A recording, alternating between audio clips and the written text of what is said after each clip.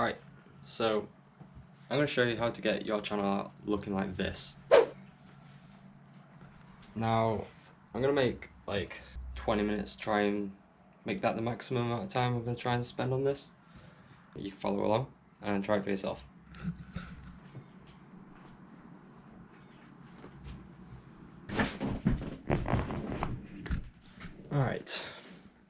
Alright, so here we are in Photoshop, but before we do any of that, first of all, microphone switch. Alright, so that sounds much better. What you're going to want to do is obviously get something that lays out the scale of the channel art. You're going to need like an image. You can do this from just a Google search. You can find out how big the channel art will be.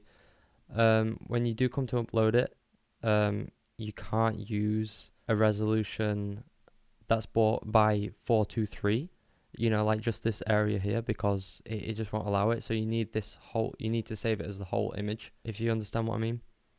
So here I have this image, and what I'm actually going to do, I'm going to real quick add this, and down here make sure it's on black, and you can press Alt and backspace. I'm just going to make it so the middle of the channel art will stand out more for when I'm making it. So you can actually blend these two together so it's one image. Alright, so from now on, what I'm going to do, you know, actually no, skip that. Let's not make them. Alright, so now what I'm going to do is I'm going to create another layer in between these two. And I'm going to go back to the marquee tool. And it doesn't really matter. Just kind of get it like that. And I'm going to make this one white. Now, if it is in the middle of that, then obviously it's going to stay underneath the black. So it's going to be the same resolution as the middle. Now, for my channel art, I have the cool mountains and like the landscape. And it's super easy to make. So you'll just take out the lasso tool. You can click L. Or you can go up here and you have these three. It's just the lasso tool. For this one, if I make a new layer, I'm going to change the color to, I'm probably going to use red, just like my channel art. So quite a nice dark red like this. And all you're going to do is just simply make a mountain. Simple as that. And I usually go like below in the middle, and I'll come back up this side, something like this. You can go up a little bit and just kind of layer that at the bottom like that. So now again, Alt backspace. Alright, you have your first layer. Okay, so this is mountain 1. Alright, now for the front layer, so like mountain 1, this wants to be the top layer, so this wants to be above everything else. So you can actually click control click new layer, and it'll put it straight under.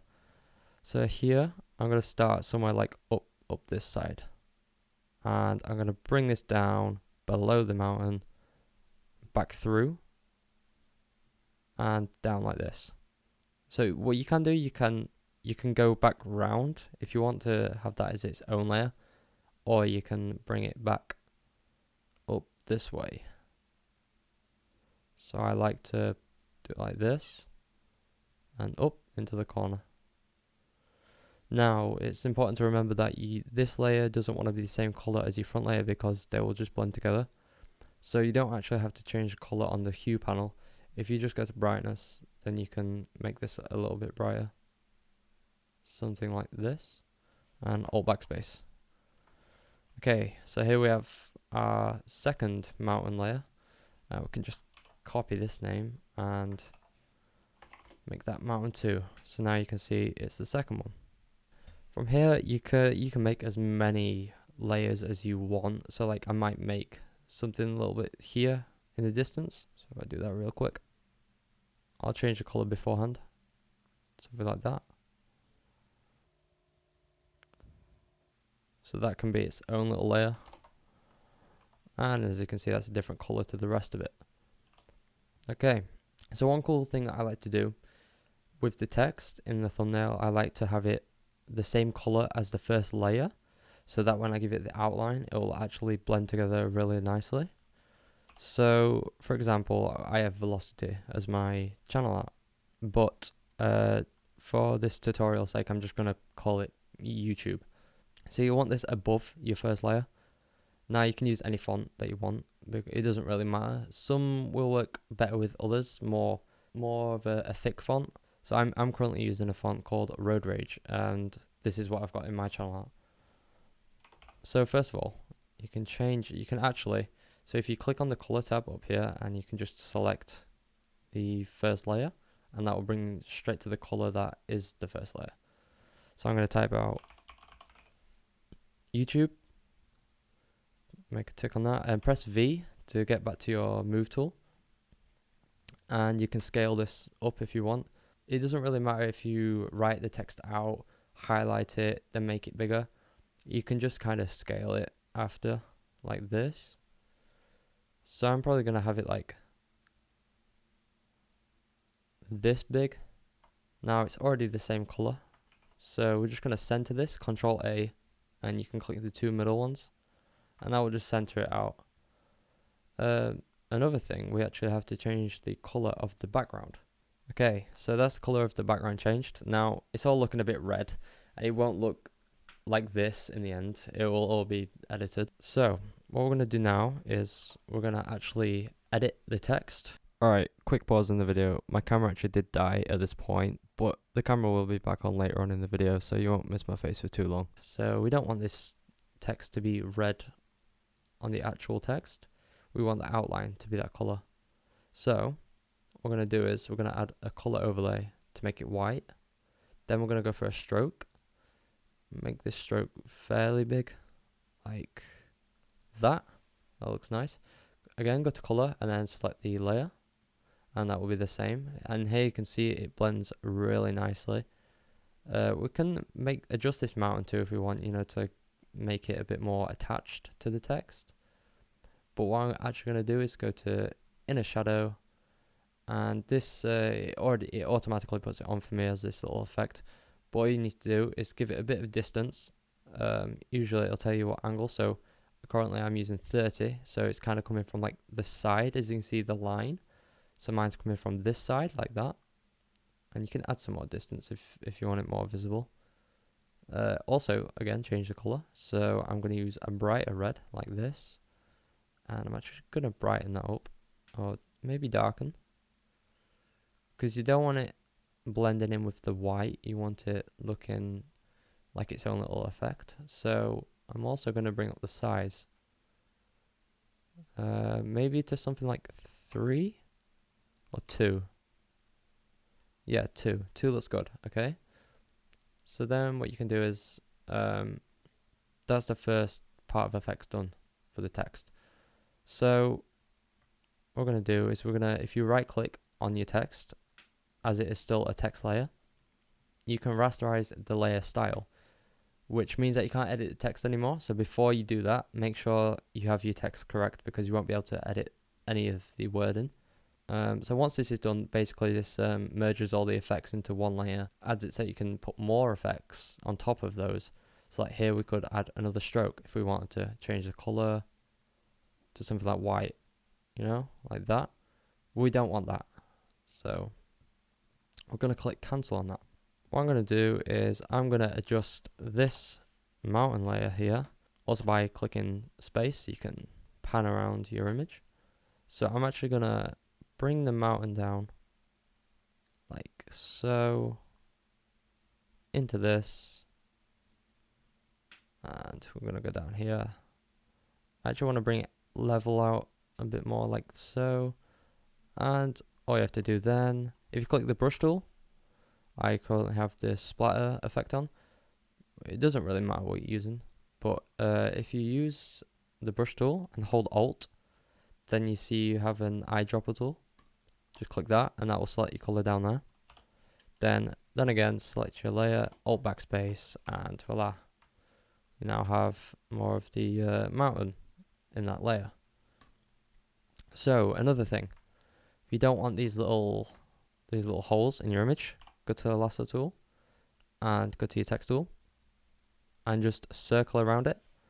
Make sure the color is selected correctly as the outline.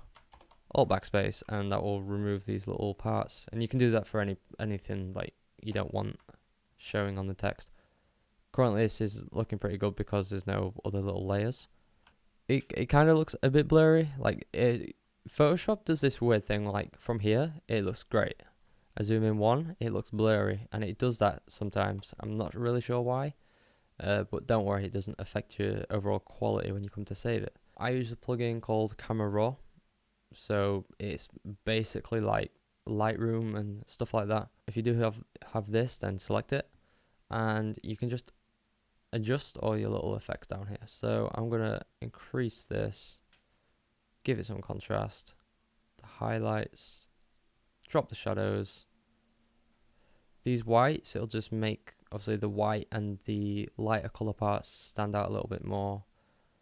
Down here, the dehaze tab, it'll bring out effects by darkening the image. So you can do that and it'll bring out some of the effects. Also clarity, just adds clarity to the image so that it looks better quality. I'm gonna go to the detail tab and sharpen a lot. Now sharpening, you don't want to sharpen your image too much, but with text and this kind of like effect with all the jaggedy edges, it looks great when you sharpen it, so make sure to do that. The tone curve, I usually do add a bit of fade, drop those shadows, not that much, and increase the highlights, but we're going to be playing around with that later on anyway. So here you can see it's starting to look even better. So what you can do, if you want like the trees that I have in my image, what you can do is file, new, and it doesn't matter how big the document is, you can just make it 2000 by 2000, it doesn't really matter. So make a new layer, and what you want to do is, actually you don't want to, yes you do, filter, render, and tree. So now you can see that it's going to render a tree. You can change all your effects, it's self-explanatory, just like thickness of the branches and stuff like that. You have all these different trees to choose from. So I'm just going to pick Pine Tree 2, tongue twister, that one. Click OK, and it will render you a tree. Now, here's the actual thing that makes the trees look really good in the image. You want to click Control U to bring up this panel, and the lightness you want to bring it all the way down, so it's just black. Okay, so from here on out, what you can do is you can hide this layer, tree 2. You want to come to edit, and you want to click on define brush preset. Now what you want to do is you want to name it what you want, like tutorial tree. Okay, you want to click OK. Now you can see that we have a brush preset as the tree. Now you can just close that document down, it doesn't matter if you have it open or not. Okay, so one thing I forgot to mention was when you're adjusting the curves on the text, it will change the color a little bit, so just make sure that these stay the same color. One easy fix of this is literally just going to your brush tool, picking this color, grabbing this layer, and alt backspace, boom, and we have the same color again. So don't worry about that if you've done that in the video. Okay, so what we're going to do now is go to our brush tool, and we're going to make this brush a lot smaller than it needs to be. Zoom out a little bit so we can get the real like perspective of the image. So we don't want like a tree too big or too small. So I'd say for this foreground layer, that tree size is pretty, that's okay. So we're going to click that, and you can make sure you select like your mountain 1 layer or whatever layer it's called. Okay, so quick pause in the video again. I don't know why, but my cursor was showing up as the original cursor and not the actual brush layer that was selected in Photoshop. Like you can see that my brush layer is selected, but it's showing up as a cursor. I don't know why, but just follow along as best as you can. Okay, so that's my first one. I'm going to make this another tree a little bit smaller on this part. So I have 2 trees there. Now I'm going to select a different tree. So like this one, for example. I'm going to go a bit smaller and place that one there like that. Now I'm going to go for an even smaller one. Place that there in the foreground. You got to remember it's distance.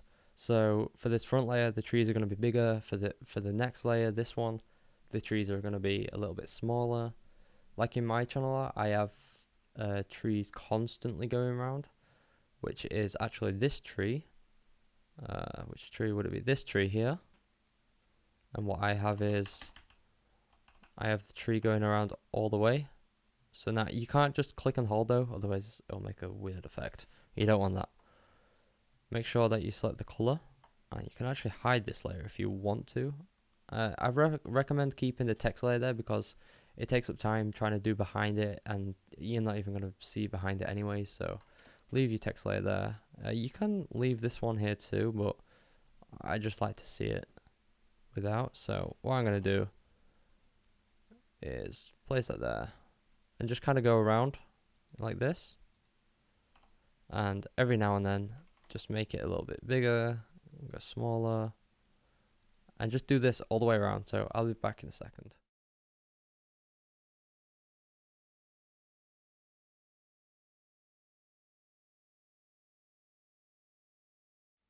Okay, so you can see that we've got that section done now. So that looks pretty cool as it goes around like that. The only other one we've got to do now is all this over here.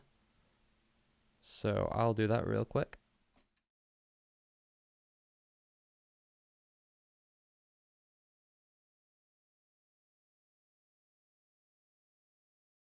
Okay, so that's my background tree layer done. I quite like the effect of that. Just like how it looks. This is the basics of it, so of how you make like your mountains and your landscape layers and stuff like that. That's pretty much like most of it done now. Most of the visuals anyway. What you can do, like this mountain back here, no, I forgot about that. So we can just like add some trees to that if we want. They're gonna be pretty small trees, but I mean it's still something. Yeah, we'll use this tree. So make this smaller. Also, if you want to make your brush smaller and bigger, like real quick like this, it's the two keys next to the enter key. They look like brackets. I'm not exactly sure what they're called, but them two keys, and it will make your brush smaller and bigger. Now make sure to click your color layer, and we're just gonna create something like this, maybe like that. Don't want something there. Want a different kind of tree, perhaps. Perhaps we should give the tutorial tree a go. See what this one looks like. Even though it's the same, let's not. Okay, yeah, that's alright. So let's use that one. Okay, so what I'm going to do now is I'm going to start to add some little effects. So like some curves. So I usually like to add a lot of fade in my images. So if you bring this one up, actually let me put this layer below that so it doesn't affect it. And if you drag it up to create the fade, then bring it back down, you have some nice contrast. And you can also drag the highlights back up, so like the reds will be a bit more bright, and you can really see the difference when you turn it off and on. Now I really like this in my images. It's up to you. You don't have to, but you can. You can also change the color if you go to the hue and saturation tab. To have it, you can have it whatever you want. So like a nice yellow, maybe wherever yellow would be, like this for the sunset maybe. But you can also, if you click colorize, that will do absolutely everything. And I usually like to have a nice red with mine, but right now we don't need this because we've already chosen our colors selectively. Alright, so one more thing that I'm going to do is I like to have some little brighter spots in my text. So the gradient, this is where the gradient tool comes in really handy. So I have the diamond option selected right now, but if you go to your layer, your text layer, first of all we can merge this into the mountains so that it's one layer. Control A on this and it will select it all. Now I have just a transparent. You can do this by clicking this one here and then just selecting a color. So right now I have like a yellow. What I'm going to do is I'm going to select that as white. Okay, and you can create like little parts that'll glow up more. And I like having this around the text in different places. Like you've got to be careful though, because you don't want to make it look like really bright in some parts, because the layers are dark itself. But you can add this around, and it can look quite cool.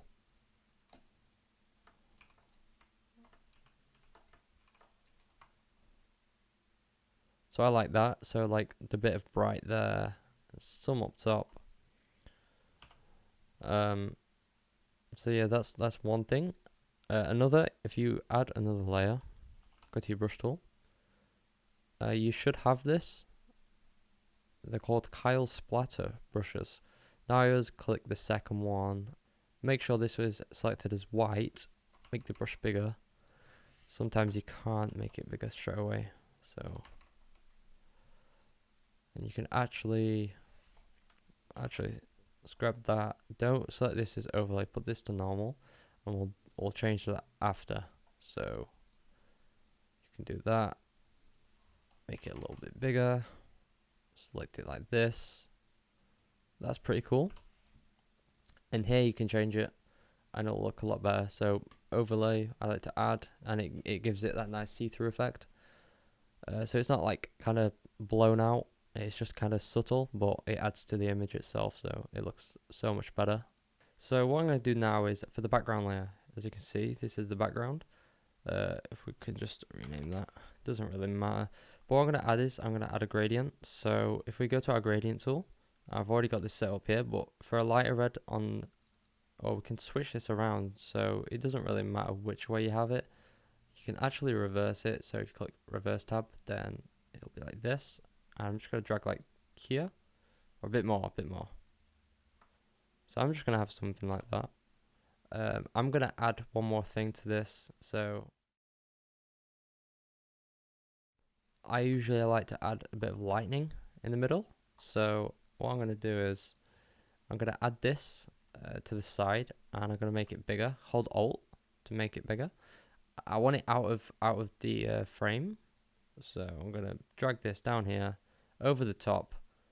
What we're going to do is go to the blending options, and I think it's overlay that I use. No, not overlay. It could be linear dodge add. This is the one. And one more thing I'm going to do, adjustments, hue saturation, colorize. Keep it at red because the theme is red. Increase the saturation. And then what you can do is you can right click. First of all, I need to rasterize this layer. Right click, merge down. Now we have red lightning compared to the white, which suits the theme a lot better. And now what I'm going to do is for the final touch, this is my curves layer. So what I'm going to do is click on your curves layer or whatever your top layer is. Shift to the bottom, Control E to merge it into a single photo, into a single layer. You can add some other little parts. So like I have birds flying over the top in mine. I'm going to grab this bird. I'm going to rasterize it for starters. Go to your wand tool, select your layer, grab the bird, Control J to copy the layer. That will get rid of the white. Now you can see we have this really ugly white outline, and we don't want that. We want it all to be smooth. So what we're going to do is Control click on the layer. We want to go to select, inverse, select, modify, expand. So now you don't want it too much, you just want to get rid of the white. So we're going to do it for 2 pixels. Then you want to click delete, and that will delete the outer layer. Control D to deselect, and as you can see, the white outline has disappeared. Now we're not going to notice any little jaggedy edges when the layer is pretty small itself. So we're going to scale this down, and we're going to want to pick a nice place for this. So like we can have one over here, like so. We don't want it too big, so we're just going to scale this down, tilt a little bit like that, something in the middle. And also what I like to do is I like to match the color of this to our foreground layer. So we can do Control click, Then we can go to this. If you just select that, this color, Alt backspace, and we have the same color. Now we can duplicate this. I usually like to have like a flock of birds over here, so if we move this, I like them flying towards the middle too, so what you can do for that is edit, transform, and flip horizontal, and that will just change the direction. Now I'm going to have this facing kind of central, scale it down a little bit. I'm going to have one like that. I usually tend to have 3, so all different sizes, because you don't want them the same. You want some diversity between them. And one bigger one, like so. Maybe bring these down a bit, so I'm gonna have them like here. I don't want them too high up. Now what you can do is you can merge these and then merge them with this layer. Now we have some birds. Okay, the final touch that I like to do, I like to go back into camera raw filter at the end of it, and I like to add some little effects. So exposure, give it some more contrast, highlights, shadows. I like to raise the shadows a little bit because it adds some fade. And just tend to mess around with it, add some more clarity. You can add a bit of vibrance if you want to, and one more curves layer. I don't like to have that much. Like so. You can add some vignetting as well. It'll just kind of darken the sides a little bit. And here you can see this is what we've come out with. At this point as well, you can add your lens flare. So now you can actually see whereabouts it's going to be. So like for me, I'm going to want it like here, like I mentioned before. You have 4 different types as well, but I don't like the lines on this one. I tend to stick to the original or the second one. But I changed the brightness a little bit. I think that's a little bit too bright, and also it kind of obstructs the view of the birds. Yeah, maybe something like that in the top right corner looks pretty good. And also then it gives the lens flare like view. You can see like these circles like reflecting from the sun. So I think that looks pretty cool. So another thing that I like to do is I like to add some like clouds and fog to my image. I did do it on my actual channel. I haven't done it in this one. But you can just search up along like clouds or fog or something like that. It doesn't really matter if it's white as well. What you can do, sometimes it's a bit of a hassle. Some of the files, or like when you enter these blending options, they'll let you click like overlay, and some of them will be really nice. Some you have to fiddle around with more. Like this one, I can't seem to get a actual like nice looking cloud just from using these. So what I'm gonna have to do is I'm gonna have to add a layer mask, my brush tool, just use the normal soft round tool. Obviously make this smaller. And what you can do, make sure that this is black as your top color, and you can just kind of like rub it out around like so. Something like divide can look pretty cool. So as you can see, it's like little fog. I'm just going to add this in the sky like this, just for a bit of background. You can copy this, have it across your image if you want. Have some more over here. You can make it a little bit bigger.